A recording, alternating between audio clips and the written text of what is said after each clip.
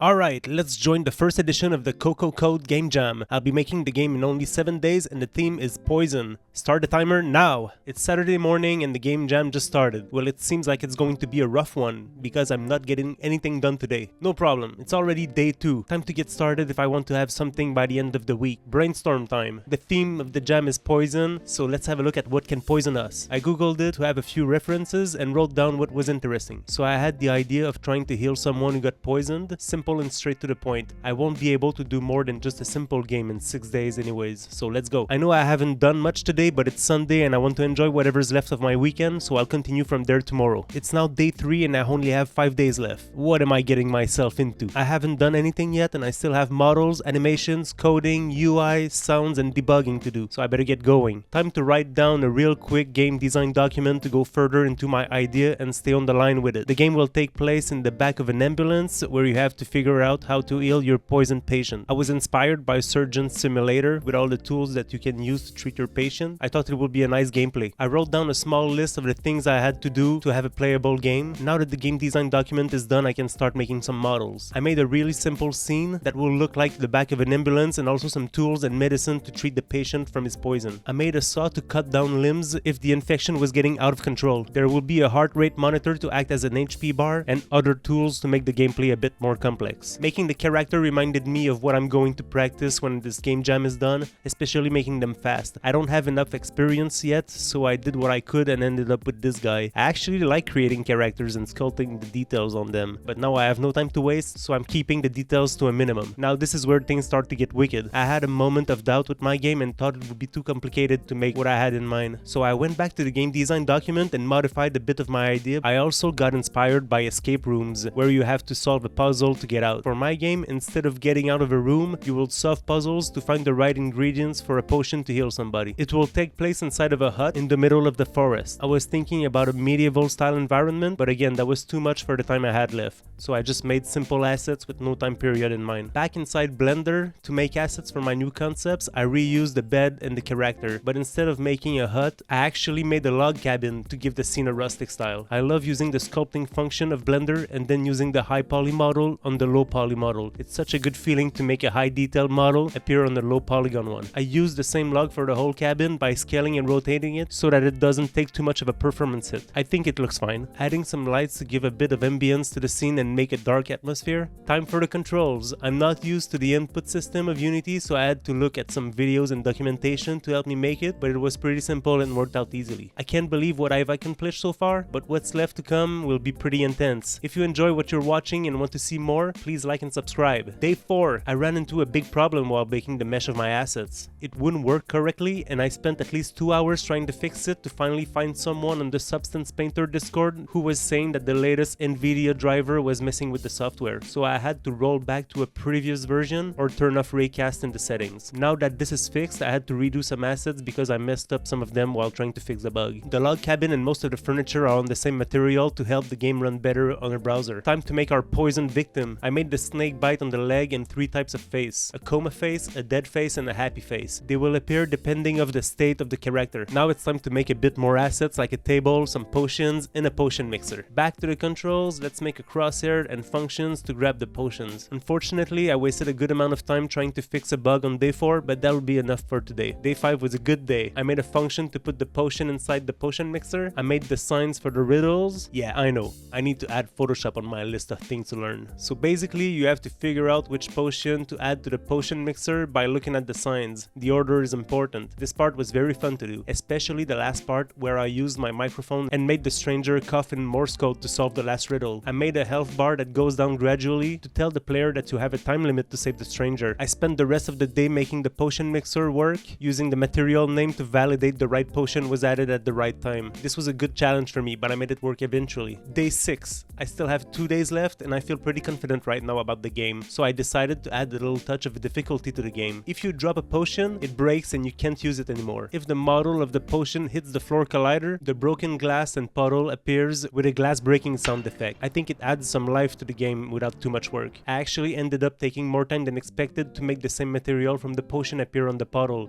but it worked out in the end. The rest of the day was spent fixing a few problems when spawning the medicine and also adding sounds to the game. I had a lot of fun making some voice acting for the stranger. I made a sound for when he dies.